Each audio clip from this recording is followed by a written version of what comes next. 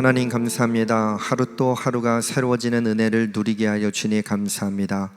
예수님께서 저희들에게 부활의 기쁨을 허락해 주시고 한 주간의 삶을 지나게 되었습니다.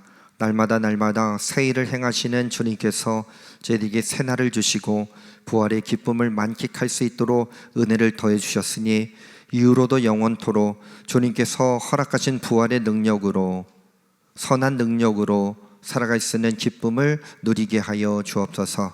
하늘의 찬양대 찬양을 기쁨으로 받아주시고 그 찬양 위에 우리의 신앙의 고백이 더딥혀지게 하여 주옵소서. 육신의 질병이 깨끗이 치료함을 얻게 하시고 마음의 근심과 고통은 사라지게 하여 주시며 우리 영적 회복을 통하여 하나님께만 영광 돌리는 주님 나라의 백성들 되어지게 하여 주옵소서. 오늘 주님의 말씀 앞에 섭니다. 이 말씀이 저희들에게 떨어질 때에 우리의 영혼이 옥토와 같이 되어 이 말씀 받아들고 열매 맺는 삶으로 나아가게 하여 주옵소서. 주님의 한량없는 은혜에 감사드리옵고 우리 구주 예수 그리스도 이름으로 기도드립니다. 아멘. 우리 오른손을 가슴에 얹고 우리 선언하도록 하겠습니다. 행복한 구원을 온전히 이루어가겠습니다. 행복한 구원을 온전히 이루어가겠습니다. 아멘. 예, 하늘의 찬양대 참 감사합니다. 칸타타 잘 마무리하셨고 이번 주는 그냥 설렁설렁 하실 줄 알았는데 그렇지 않으신 것 같아요. 지난주 칸타타 마치고 어느 장로님께서 저에게 그러시는 겁니다. 목사님, 이번 칸타타는 역대급이었습니다. 역대급으로 좋았다는 거예요? 안 좋았다는 거예요? 예, 뭐 듣고 싶은 대로 듣는 거니까 역대급이었대요. 예, 좋았답니다. 저도 주일 오후에 녹화된 영상 그리고 2층에서 녹화한 영상 그렇게 들으면서 다시 한번 부활의 기쁨을 노래하고 동참하는 시간을 가졌는데 왜 그렇게 그러면 역대급이었을까 보니까 잘 준비하셨던 것 같아요. 이호석 장로님이 잘 준비해 주시고 김시혜 권사님 잘 준비해 주시고 무엇보다도 찬양대원들이 잘 준비해 주신 것 같습니다. 우리 다시 한번 우리 박수로 우리 하늘의 찬양대 축복하도록 하겠습니다. 감사합니다. 벌써 준비가 되지 않습니까? 이미 박수를 받을 줄 알고 있어요. 그러니까 이미 그걸 아시는 우리 이호석 장로님이 딱 일어나가지고 인사를 딱 시키고 연습하셨습니까, 장로님? 오늘 분명히 박수를 받을 것이다. 그러면 우리가 먼저 좀 준비를 하고 나가자. Are you ready? 오늘 말씀 제목이 그거예요. 준비됐나요? Are you ready입니다. 그러면 준비하면요 그에 대한 결과가 옵니다. 그런데 준비를 해도 그에 대한 결과가 오지 않을 때 우리의 마음 가운데 어려움이 생길 때가 있어요. 혹시 칸타타를 준비하면서 오늘 박수를 안 쳐주면 어떡하지? 오늘 그게 뭐야? 라는 소리를 들으면 어떡하지? 그런 생각을 했다면 그런 생각은 애시당초 내려놓으시는 게 좋습니다. 왜냐하면 하나님은 결과도 보시지만 과정 가운데 준비하는 영혼들 위에 성령의 은혜를 더딥혀 주시기 때문에 그렇습니다. 우리 모두의 예배가 오늘 주일을 맞이하는 우리의 삶의 태도가 준비할 수 있는 발걸음으로 나갈 수 있기를 소망합니다. 오늘 말씀의 제목은요 Are you ready예요. 여러분 밀레니엄 버그라고 하는 용어가 한참 우리의 귀에 너무너무 많이 들려졌을 때가 있어요. 밀레니엄 버그 1999년도 2000년을 맞이하면서 사람들의 입으로 밀레니엄 버그, Y2K의 문제를 이야기했어요. 그냥 그대로 이야기하자면 2000년이 되면서 컴퓨터가 연도를 1900년도로 오인해 서로의 사회 전반에 대혼란을 일으킬 것이라고 우려된 시스템 오류를 이야기할 때 Y2K의 문제, 쉽게 이야기하면 이런 겁니다. 1999년도 12월 31일 지나가면서 2000년 1월 1일로 컴퓨터가 인식을 해야 되는데 과연 그렇게 될까? 많은 공학자들이 그리고 정부나 또 세계적으로 준비했음에도 불구하고 이 밀레니엄 버그 새 천년을 맞이하게 되면서 오작동을 하게 되면 큰 문제가 생길 거다. 2000년으로 넘어가야 되는데 1900년도가 되는 거예요. 1900년 1월 1일이 되는 겁니다. 앞이 2000년으로 바뀌지 않고. 그러면 어떤 사람이 퇴직을 2010년도에 해야 되는데 그렇게 되면 언제 퇴직을 하는 거예요? 1910년도에. 그럼 100년의 차이가 있지만 90년, 마이너스 90년 이렇게 되는 겁니다. 사람들 참 머리가 좋아요. 별의별 걸 다 걱정합니다. 그래서 이 새로운 천년을 맞이하면서 밀레니엄 버그, 저도 캐나다에 있었는데 가는 곳곳마다 어떤 문구를 봤냐면 Are you ready? 준비됐냐? 새 천년을 맞이할 준비가 되어져 있냐? 혹시 미비된 것은 없는가? 사회 전반에 계속해서 준비됐나? Are you ready? Are you ready? 이런 문구를 참 많이 봤던 것 같아요. 마트를 가든 대형 슈퍼마켓을 가든 주유소를 가든 어디를 가든 Are you ready? 여러분 1992년도 10월 28일이 어떤 날인 줄 아세요? 휴거가 일어날 것이라고 담임 선교에서 시한부 종말론을 이야기했던 때가 1992년도 10월 28일이었습니다. 그때 텔레비전 생중계했던 거 혹시 기억나십니까? 거기 막 담임 선교회라고 그래서 그 앞에서 기자가 나와서 여기는 뭐 이제 10월 28일이 되면 예수님께서 오셔가지고 뭐 재림하게 된다는 휴거가 일어난다는 현장에 와 있습니다. 막 그러면서 그리고 거기서 이제 모여갖고 막 기도를 뜨겁게 하는 사람들의 모습도 보여주고 사람들 냉소적으로 바라보기도 했지만 그 가운데 불안감이 있었던 사람도 있어요. 왜? 나는 그 현장에 있지 않았는데 혹시 그때 휴거가 일어나면 나는 어떻게 되는 거지? 불안감이 있었던 사람들, 또 거기서 기도를 열심히 하고 있었던 그 사람들은 기대감 가운데 있지 않았어요? 근데 12시가 넘어갔는데 일이 일어났습니까? 안 일어났습니까? 안 일어났어요. 아무 일도 일어나지 않았습니다. 그러다가 아니야, 1시간 늦춰졌겠지, 2시간 늦춰졌겠지, 지금까지도 늦춰지고 있어요. 성경에는 그날이 도적같이 임한다 했습니다. 두 가지의 공통점이 있어요. Are you ready를 외쳤던 새 천년을 뉴 밀레니엄을 맞이하면서 2000년 1월 1일 실제적으로 아무 일도 일어나지 않았습니다. 1992년도 10월 28일 아무 일도 일어나지 않았습니다. 그러면서도 사람들은 준비를 했어요. Are you ready 하면서 철저한 준비 덕분에 일이 일어나지 않을 수도 있고 또 준비는 했지만 애시당초 일어날 일이 아니기 때문에 일어나지 않았을 수도 있습니다. 그런데 성경의 말씀에 반드시 일어날 일에 대한 기록이 있어요. 예수님의 십자가의 죽음, 예수님께서 십자가에 달려 돌아가셨지만 3일 만에 부활하신 부활의 사건, 부활하시는 이후에 많은 사람들에게 보이시고 부활의 기쁨을 찬송하고 주님께 나가 경배를 드렸습니다. 그리고 주님은 승천하셨어요. 그리고 주님께서 이 땅 가운데 다시 오실 것이라고는 그 재림의 약속은 아직 유예되고 있지만 반드시 일어나야 할 일이기에 여러분 주님의 재림을 준비할 수 있기를 간절히 축원합니다. 교회에서 재림을 이야기하는 것 자체가 조심스러운 시대를 살아가고 있어요. 왜? 하도 이단들이 판치니까. 올 연말에 재림이 일어납니다. 여러분들 준비하셔야 됩니다. 영적으로 준비하셔야 됩니다. 무슨 재산이 필요하겠습니까? 교회에다가 다 헌금하시고, 무슨 자녀들의 사랑이 필요하겠습니까? 그 모든 걸 다 내버려 두시고 우리 함께 모여서 예배드리며 그렇게 나아갑시다. 이단들이 그렇게 이야기한단 말이죠. 그러나 그러함에도 불구하고 여러분, 예수님께서 이 땅 가운데 오시는 그 재림의 때는 반드시 임하실 것이기에 Are you ready? 너 준비되어져 있느냐? 라고 말씀하실 때에 항상 깨어있어 준비할 수 있고 항상 깨어있어서 준비되었다고 고백할 수 있는 우리 제일가족들이 되어질 수 있기를 주님의 이름으로 간절히 축원합니다. 심각하게 물어봐야 돼요.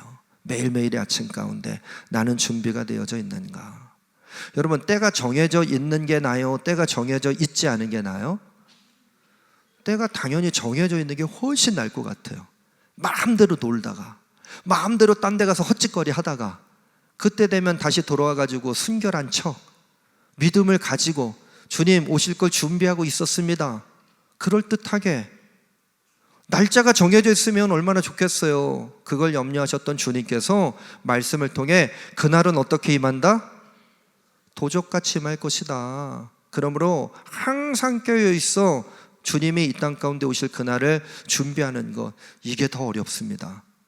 여러분, 그 어려움의 신앙의 여정 가운데 다시 한번 질문할 수 있기를 간절히 축원합니다. Are you ready? 준비되어 있느냐? 너는 준비되어 있느냐? 나를 맞이할 준비가 되어져 있느냐? 재림의 그때를 준비하고 있느냐? 이단들이 아무리 헛소리를 짓거려도 우리가 준비되어져 있다면 거룩하게 다시 이 땅 가운데 오시는 주님의 때 우리는 모든 것들이 새로워지는 행복한 구원의 복을 완성하게 될 줄로 믿습니다. 그런 의미를 담아서 오늘 시편 147편의 말씀을 읽었는데 오늘 영적 질문을 두 가지를 좀 던지고 싶어요. Are you ready? 준비되었냐? 준비됐나요? 라고 하는 이 질문 가운데 두 가지의 영적 질문입니다. 첫 번째는 나는 뭘 준비하고 있는가? 우리는 뭘 준비하고 있는가? 두 번째는 하나님께서는 무엇을 준비하고 계실까? 이 두 가지의 질문이에요. 여러분, 존 웨슬리 목사님이 신인 협조설이라고 하는 신학적인 개념을 얘기했어요. 하나님도 일하시지만 사람이 반응하고 사람의 반응 가운데 하나님도 함께 일한다. 그래서 신학적인 용어로는 시너기즘이라고 이야기해요. 시너기즘. 시너지라고 하는 게 혼자 하는 것이 아니라 함께 쓸 때 뭔가 더불어 일어나는 좋은 반응들을 이야기할 때 시너지라는 단어를 쓰잖아요. 시너기즘이라는 게 신학적인 용어입니다. 신인 협조설 혹은 신인 협동설입니다. 우리가 뭔가 할 때 하나님께서 도와주시고 하나님께서 하시려고 할 때 우리도 그 안에 순종하며 반응하며 나아가는 삶, 동참하는 삶을 이야기하고 있어요. 그래서 오늘 두 가지의 질문을 던진다 했어요. 첫 번째 질문은 우리는 무엇을 준비해야 할까? 그럼 한번 질문 던져보세요. 질문하도록 하겠습니다. 시작. 우리는 무엇을 준비해야 될까? 첫 번째는요, 송축을 준비해야 합니다. 첫째, 그럼 선언하세요. 첫째, 송축이 뭘까? 송축. 오늘 성경 말씀 147편 5절의 말씀 읽어볼까요? 읽겠습니다. 우리 주는 위대하시며 능력이 많으시며 그의 지혜가 무궁하시도다. 우리 주는이에요. 나의 주님은 어떤 분이십니까? 위대하신 분. 또 어떤 분이십니까? 능력이 많으신 분. 어떤 분이십니까? 지혜가 무궁하신 분. 여러분들은 진짜 정답은 너무너무 잘 알아요. 근데 송축, 찬송하고 찬양하고 경배하고 우리가 일상적으로 사용하는 단어인데 송축이라는 단어는 잘 안 쓰잖아요. 사전을 찾아보면 송축은 이런 뜻을 가지고 있습니다. 경사를 기리고 축하함. 경사났네 했을 때 그 경사예요. 경사를 기리고 축하한다. 여러분, 지난주에 경사가 있었죠? 예수님의 부활이라는 경사가 있었습니다. 계란을 받았다는 경사가 아니에요. 예수님께서 부활하셨다는 경사를 누렸습니다. 십자가의 사건은 또 어떻습니까? 십자가의 사건이 없었으면, 우리의 죄를 대신 지는 그 사건이 없었다면 우리는 죽을 수밖에 없는 죄인으로 여전히 남아있으니 그건 역시도 경사입니다. 여러분, 우리의 삶은요, 경사의 연속이에요. 주님께서 우리에게 가장 좋은 것을 주시고 가장 완전한 것을 주시려고 우리들에게 날마다 은혜를 더해 주시는 가운데 있어요. 그러므로 우리는 경사를 기리고 축하는 삶, 송축하는 삶으로 나가야 합니다. 하나님을 향한 믿음의 고백과 경배가 그 안에 담겨져 있어야 할 것입니다. 첫 번째, 우리는 뭘 준비해야 된다고요? 송축. 우리의 삶 가운데, 우리의 신앙 가운데 경사, 놀라운 은혜를 날마다 입술로 고백하고, 우리 주는 위대하시고 우리 주님은 능력이 많으시고 지혜가 무궁하신 분. 그러나 내가 그게 느껴지지 않을 때에도 주님은 왜 무능력하시지? 아무 일도 안 하시지? 왜 주님은 나에게 이렇게 아둔한 삶을 살아갈 수 있도록 하시지? 라는 자괴감과 낙담한 가운데 빠져 있을지라도 여러분, 첫 번째, 송축을 준비할 수 있기를 주님의 이름으로 간절히 축원합니다. 내 상황과 내 상태에 따라서 주님의 이름을 높였다가 어쩔 때는 불평과 불명과 원망과 왁평을 하는 삶이 아니라 날마다 우리에게 경사스러운 새 생명의 기쁨을 주셨으니 주님의 이름을 송축할 수 있기를 간절히 축원합니다.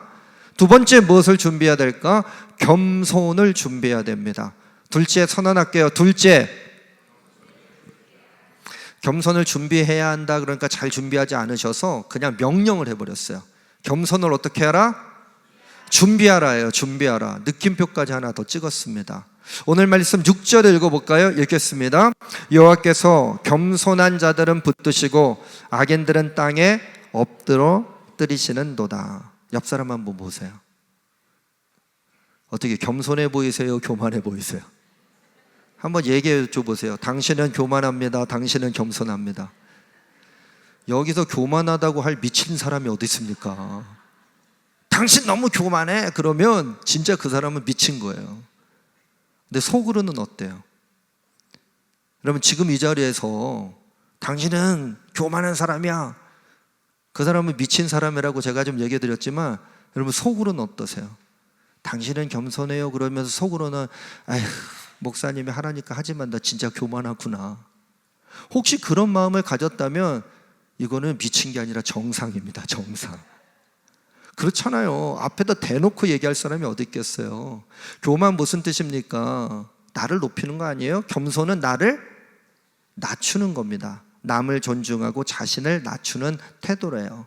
그런데 오늘 성경, 여호와께서 겸손한 자들은 어떻게 해주신다? 붙잡아 주신대요. 그런데 악인들은 땅에 버려버리신답니다. 그럼 이 겸손이 어떤 의미를 가지고 있을까? 히브리 원문을 찾아보니까요, 아나브라는 단어를 써요. 아나브라고 하는 단어는요, 낮아진 상태요. 낮아진 상태. 그런데 여기서 끝나지 않고 낮아진 상태에서 하나님만을 의지할 때 아나브라는 히브리어를 써요. 성경의 원문은 낮아진 상태에서 하나님을 극도로 의지하는 사람은 하나님께서 어떻게 해주신다? 높여주신다가 아니에요, 여러분. 붙잡아 주신다는 거예요.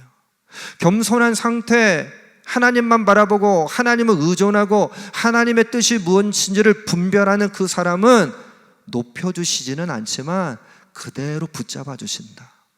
저 땅바닥에 떨어뜨리지 않고 쓰레기통에 버리지 않으시고 악인들처럼 심판하지 않으시고 주님께서 붙잡아 주셔서 결국 어떤 은혜를 누리게 됩니까?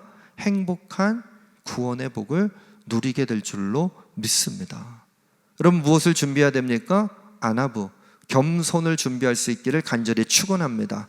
첫 번째 뭐 준비하자고 그랬어요? 송축이에요. 송축. 두 번째는요, 겸손입니다. 그 다음에 세 번째 뭘 준비해야 될까요? 세 번째는 감사를 준비해야 됩니다. 셋째 선언하겠습니다. 셋째, 뭐 불만 있으신 건 아니죠? 왜 감사를 준비하라 그러는데 입을 꾹 다물고 계십니까? 다시 한번 뭘 준비하자고요? 이렇게 잘하시는데 꼭 두 번 하면, 세 번 하면 더 잘하실 수 있을 것 같아서 안 합니다. 오늘 말씀 한번 7절 읽어볼까요? 7절의 말씀 읽겠습니다. 시작. 감사함으로 여호와께 노래하며 수금으로 하나님께 찬양할지어다. 감사함으로 여호와께 노래하며 수금으로 하나님께 찬양할지어다. 이건 성경 속 안에서만 통하는 얘기예요. 우리나라에 노래 잘하는 사람 많아요, 적어요? 너무 많아요. 노래하고 싶은 사람 많아요, 적어요? 많아요. 우리 동네도 노래방이 있습니다. 와, 노래방. 요즘은 집에서도 노래방 기계처럼 해가지고 요즘 스마트 TV에 뭐 그런 기능들이 있다 하던 얘기를 들었던 적이 있어요. 그리고 그냥 뭐 차 안에서도 음악 틀어놓으면 본인이 거기가 공연장이에요. 막 부르면서 뒤에서 빵빵 빨리 가라. 그래도 노래 부르면서 막 가고 듣고. 우리나라에 노래 경연 프로그램 너무 많잖아요. 정말 노래 잘하는 청년들, 노래 잘하는 여성들, 남성들, 나이가 드신 분들도 노래 참 잘하더라고요. 저는 그 심사위원들 중에 누가 가장 마음에 드냐면 저하고 이름 비슷한 사람 있죠? 박진영 씨, JYP. 박진영 씨 참 마음에 듭니다. 이 사람은요, 노래를 들을 때 뭘로 듣냐면 막 얼굴로 들어요. 얼굴로. 그 노래가 너무 좋으면 막 여기가 미간이 찌그러지고 막 입술이 쭈삣쭈삣하고 막 손이 올라가고 막 표현을 합니다. 그리고 냉정하게 평가할 때가 있어요. 뭔가 좀 느껴지지가 않는다. 노래는 잘했는데 뭔가 거기에 진심이 느껴지지 않는다. 진심이. 여러분, 이 감사라는 건 진심입니다. 진심. 옆 사람에게 감사할 수 있지만 진심으로 감사하는 건 말하지 못해도 느껴집니다. 우리가 감사합니다, 감사합니다, 감사합니다 하지만 진심으로 느껴지지 않을 때가 있어요. 오늘 성경의 말씀 7절에서 감사함으로 여호와께 노래하며 수금으로 하나님께 찬양할지어다. 여러분, 진심으로 주님 앞에 감사하며 나갈 수 있기를 간절히 축원합니다. 그 진심은 누가 알아요? 우리 하나님이 아세요. 그리고 그 진심을 누가 압니까? 나도 알고 있죠. 나도. 내가 진심으로 주님 앞에 나갔는데 주님이 알아주지 못한다고 여겼을 때 낙담할 수밖에 없지만, 때로는 내가 진심이 아니었는데 주님이 나에게 다가오셔서 내가 너 마음 알아. 지금 진심이 아닌 것 같지만 네가 그렇게 진심이 아니지만 나한테 그러함에도 불구하고 감사의 고백을 할 수 있다는 그 한마디의 그 의미를 내가 알고 있다고 주님이 말씀해 주실 것입니다. 여러분, 감사를 준비할 수 있기를 간절히 축원합니다. 너는 나를 위해서 뭘 준비하겠니? Are you ready? 라고 물어보실 때에 뭐라고 말씀하시겠어요? 주님, 저는 성축을 준비했습니다. 저는 겸손을 준비했습니다. 저는 감사를 준비했습니다. 그러므로 주님과 함께 동행하는 삶이 나에게 기쁨이고, 언제든지 주님께서 이 땅 가운데 다시 오시는 그날 주님을 성축하며 겸손함으로 감사함으로 주님께 나가 주님을 맞이하겠습니다. 여러분, 주님을 성축하시기를 간절히 축원합니다. 겸손함으로 겸손을 준비할 수 있기를 간절히 축원합니다. 감사함으로 진심으로 감사할 수 있기를 주님의 이름으로 간절히 축원합니다. 그런데 우리가 아무리 이걸 준비해도요, 때로는 주님이 왜 아무것도 하시지 않을까 의문이 생길 때가 있어요. 그래서 오늘 우리는 두 번째 영적 질문을 던질 수 있어야 됩니다. 두 번째 영적 질문은 뭐였어요? 하나님께서는 무엇을 준비하실까요? 두 번째 영적 질문을 한번 던져볼게요. 질문하겠습니다. 아이가 막 땡깡을 부리면서 내가 놀 준비가 됐으니까 장난감을 달라고 그러는데 흉기를 달라고 한다든지 칼을 달라고 한다든지 그러면 어느 부부가 그걸 주겠어요? 칼싸움 한다 그러면 옛날에 진짜 칼 줍니까? 나무로 만든, 플라스틱으로 만든 장난감 칼을 줄 수는 있어요. 근데 진짜 칼을 주지는 않습니다. 총싸움. 저 세계적으로 사람들이, 우리나라 사람들 보면 너무너무 놀란대요. 어릴 때부터 총싸움 하잖아요. 그리고 할머니 뼈다구 해장국 뭐 이런 것 때문에 깜짝 놀랐대요. 아니, 할머니의 뼈다구로 해장국을 만들었다고? 너무너무 놀라는 일들이 많아요. 여러분, 아이들이 뭔가 요청했을 때 부모들이 다 주는 것은 아닙니다. 그러나 그 마음은 알까요? 모를까요? 알죠. 오늘 5절, 6절, 7절 우리가 준비해야 되는 성축과 겸손과 감사를 뛰어넘어 하나님께서 성축하는 자에게, 겸손한 자에게, 감사를 고백하는 자에게 준비하는 것을 말씀해 주고 있고 시편 기자는 고백하고 있습니다. 하나님께서는 무엇을 준비하실까? 첫 번째는요, 구름으로 하늘을 덮으십니다. 첫째 선언할게요. 첫째, 구름으로 하늘을 덮으신다. 오늘 말씀 8절 읽겠습니다. 그가 구름으로 하늘을 덮으시며 땅을 위하여 비를 준비하시며 산에 풀이 자라게 하시며. 첫 번째 뭐였어요? 구름으로 하늘을 덮으신다. 여러분, 구름 이렇게 보면요, 먹구름을 쫙 보면 먹구름이 밀려올 때 여러분 무슨 생각이 듭니까? 이거 비가 내리겠다. 먹구름이 있어서 비가 계속 내려요. 근데 구름이 거치지 않아요. 그럼 뭐라고 합니까? 이거 비가 안 그치겠다. 여러분, 이 구름을 볼 때 저기 멀리 있는 구름 속에 들어가 있는 물방울, 수증기 보이십니까? 빗방울 보이십니까? 전혀 보이지가 않아요. 혹시 저기 먹구름이 그냥 하늘을 덮었는데 하늘을 덮은 것과는 다르게 그냥 먹구름 한 조각이 그냥 거기 어디 맑은 하늘에 있으면 그럼 비 올 거라는 생각하십니까? 아니죠. 먹구름 한 조각이 어떻게 비를 내릴 수 있겠어요? 빗방울 한 방울 정도는 몇 방울 정도는 뜰 수 있겠죠. 여러분, 이 구름은 성경 속에서 하나님의 임재를 말합니다. 하나님의 임재. 지금 이 자리에 하나님께서 임재해 주심을 믿으십니까? 눈으로 보이시죠? 눈으로 보이시죠? 아유, 솔직하게 대답해 주셔서 감사합니다. 여기서 누가 눈으로 보입니다 그러면 제가 설교를 못해요. 주님의 임재 우리가 누리고 있어요. 아, 하나님께서 이 자리에 함께 하시는구나. 성령님께서 우리를 도와주시는구나. 그러나 안타깝게도 우리 육신의 눈으로는 보이지 않아요. 먹구름 속에 있는 마치 수증기 물방울이 보이지 않는 것처럼. 그러나 분명히 그 안에 비가 올 징조가 있어요. 비가 올 징조가 있습니다. 여러분, 구름은 그런 거예요. 그런데 그 구름이 지금 하늘을 덮고 있어요. 하나님의 임재가 지금 이곳을 덮고 있습니다. 여러분, 하나님의 임재를 볼 수 있기를 간절히 축원합니다. 하나님의 임재를 누릴 수 있기를 간절히 축원합니다.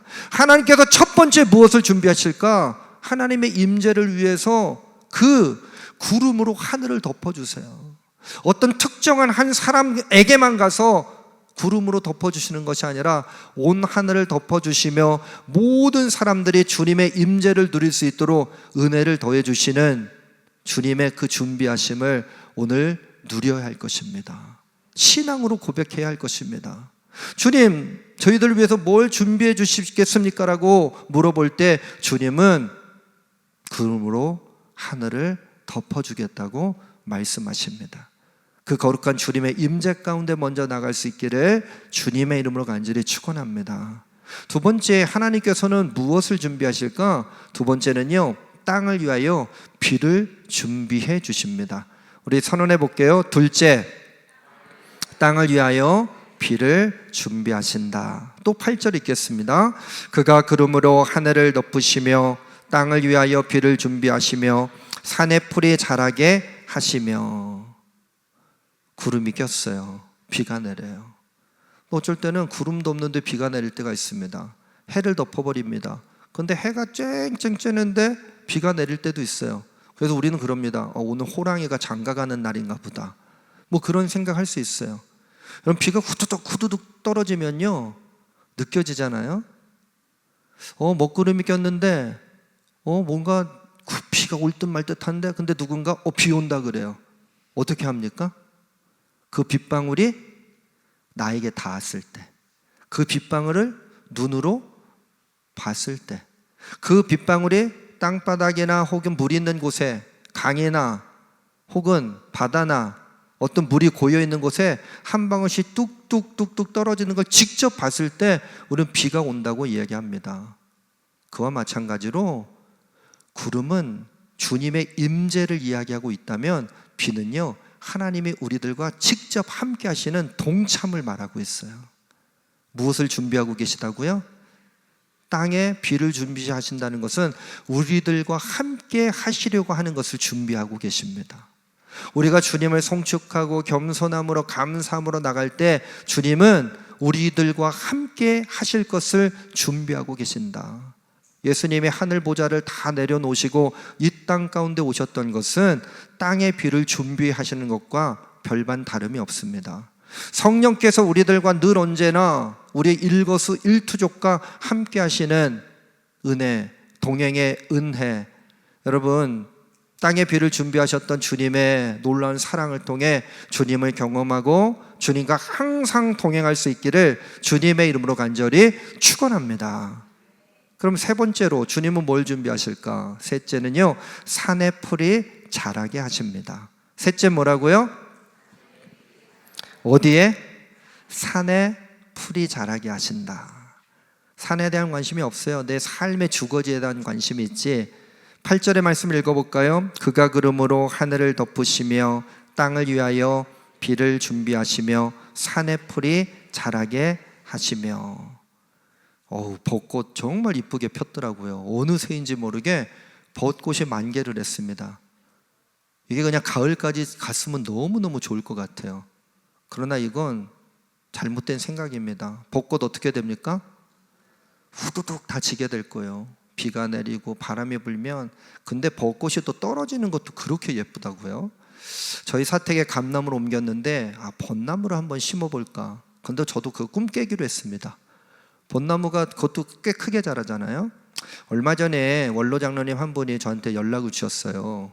그리고서는 이제 그 화분에 있는 사진, 나무, 이렇게 화분에 있는 그 이름은 제가 까먹었습니다. 꽃 하나가 이렇게 펴여 있는데 그 사진을 이렇게 찍고서는 그 다음에 뭐라고 하시냐면 연락이 됐더니 목사님이 이거를 한 달 동안 빌려주시겠다는 거예요. 이 꽃을 나만 보기가 너무 아까워가지고 목사님 사무실에다 가져다 놓고 얼마 동안? 한 달 동안. 지금 한 2주 반 된 것 같은데 빨리 1주 반이 지나갔으면 좋겠어요. 그러면서 그 화분을 진짜 놓고 가셨습니다. 꽃이 하나가 딱 펴져 있어요.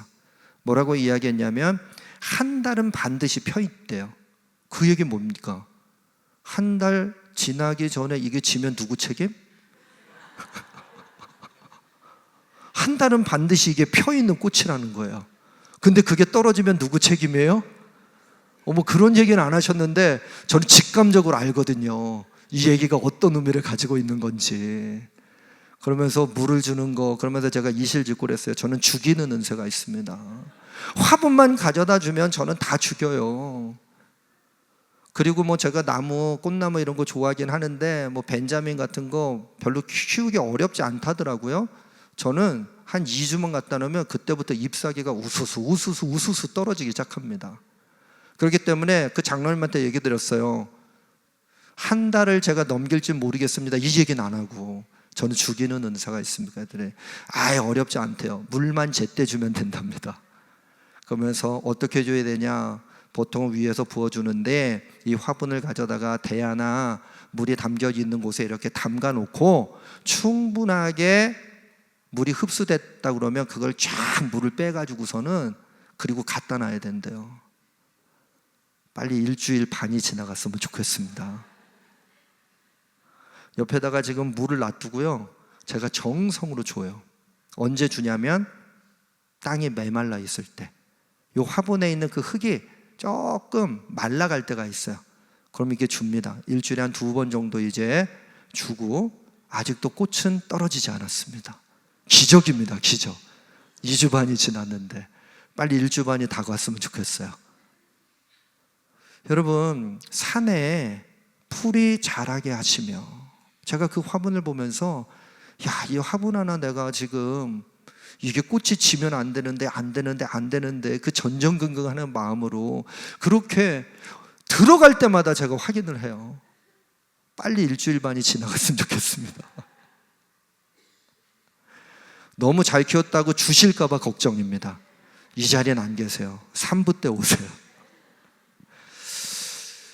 여러분, 산에 풀이 자라게 하시는 주님의 은혜, 제가 그 화분 하나 키우는 것도 이렇게 정성을 담아 혹시 꽃이 떨어질까 그렇게 물을 주고 가서 만져보고 하는데, 하물며 주님이 여러분들 풀이 자라게 하시는 생명의 은혜를 주셨는데 구름으로 하늘을 덮어주시고 땅을 위하여 비를 준비해 두시고 산에 풀이 자라날 수 있도록 은혜를 베풀어 주셨는데 여러분들 가만히 놔두시겠습니까? 곧 재림하실 주님께서 모든 것들을 준비하며 우리에게 말씀하십니다. 내가 너희들 위하여 준비하고 있으니 너희들도 준비하라. 너 준비되어져 있느냐? 오늘 9절의 말씀을 보세요. 우리의 삶과는 전혀 무관한 말씀인 것 같지만 9절의 말씀을 보세요. 들짐승과 우는 까마귀 새끼에 먹을 것을 주시는도다. 제가 반성했잖아요. 까마귀, 오늘 주일날 교회 오는데 까마귀가 깍깍 울면 여러분 마음에 기쁨이 넘치시겠죠? 아니, 까마귀가 깍깍 운다니까요. 교회 주변에 막 까마귀가 막 그냥 떼를 지어서 다니면서 깍깍 울고 있으면 여러분 마음에 어떤 마음이 들겠습니까? 아니, 좋지 않은 일이 일어날까? 오늘 혹시 재수없는 일이 생기는 건 아닐까? 이런 마음이 들지도 몰라요. 근데 우리 친교만하게 까치 한 2마리가 탁 날라와가지고 거기서 이렇게 울고 있으면 여러분 마음 가운데 어떤 마음이 들까요? 아, 오늘 좋은 일이 생기려나 보다. 아니요, 여러분 꿈 깨세요. 아무 일도 안 일어나요. 까마귀 있다고 해서 뭔가 일어날 것 같지만 그렇지 않아요. 내 마음이 그럴 뿐이에요.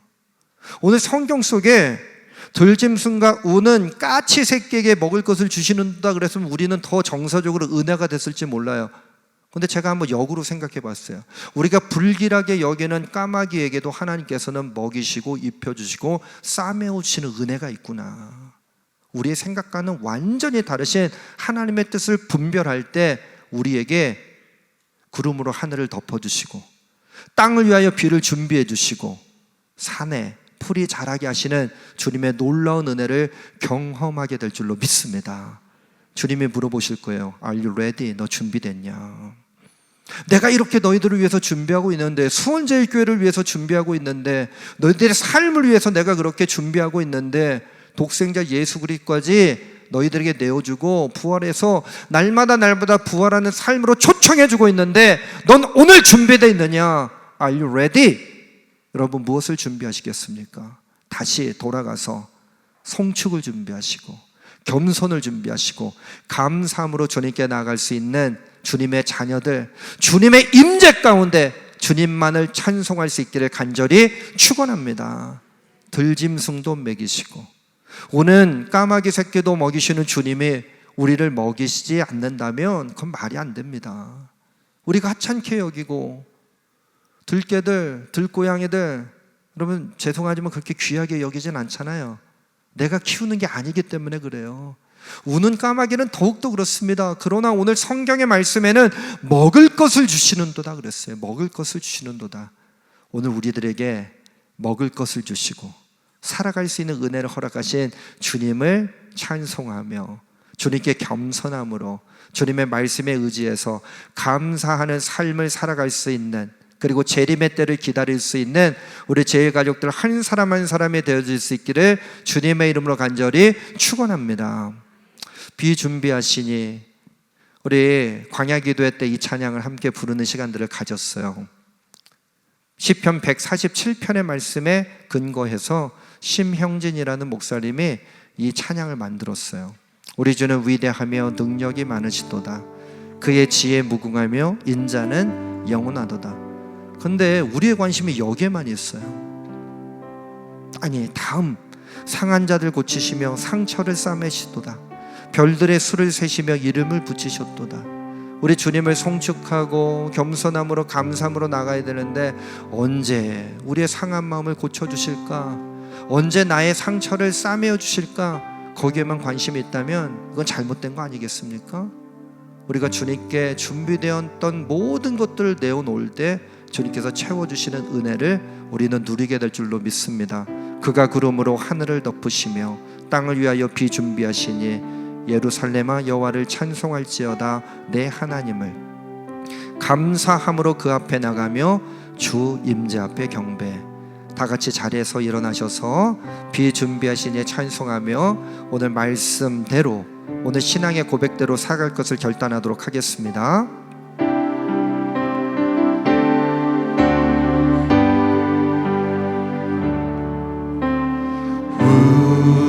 우리 주는 위대하며 능력이 많으시도다. 그의 지혜 무궁하며 인자는 영원하도다. 우리 주는 위대하며 능력이 많으십니다. 우리 주는 위대하며 능력이 많으시도다. 그의 지혜 무궁하며 인자는 영원하도다. 상한 자들 고치시며 상한 자들 고치시며 상처를 싸매시도다. 상처를 싸매시도다. 별들의 수를 세시며 우리의 이름을 붙이셨습니다. 별들의 수를 세시며 이름을 붙이셨도다. 그가 구름으로 하늘을 덮으시며 땅을 위하여 비 준비하시니. 그가 구름으로 하늘을 덮으시며 그가 구름으로 하늘을 덮으시며 땅을 위하여 다시 한번 선포합니다. 그가 구름으로 하늘을 덮으시며 그가 구름으로 하늘을 덮으시며 땅을 위하여 비 준비하시니 주님의 이름을 송축합니다. 예루살렘아